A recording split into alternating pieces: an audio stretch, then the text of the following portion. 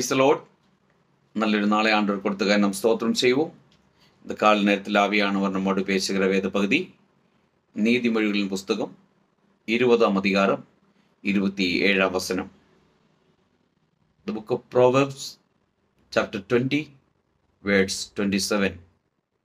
மனுஷனுடைய ஆவி கர்த்தர் தந்த தீபமாய் இருக்கிறது, அது உள்ளத்தில் உள்ளவைகள் எல்லாம் ஆராய்ந்து பார்க்கும். Praise the Lord.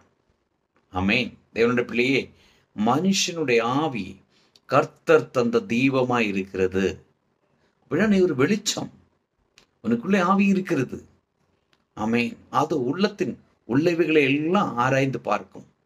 சில நேரத்தில் நாம் தவறு செய்வதுண்டு, நமக்கு குற்ற உணர்வு வருவதுண்டு. ஏன் தெரியுமா?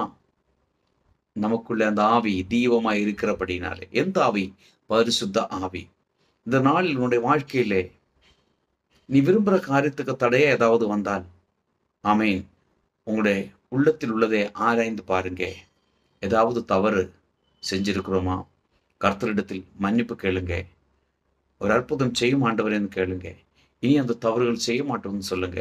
அப்பொழுது உங்களுடைய காரியங்கள் வாய்க்க செய்யும். நாம் ஜெபிப்போம். நல்ல ஆண்டவரே, நன்றி செலுத்துகிறோம்.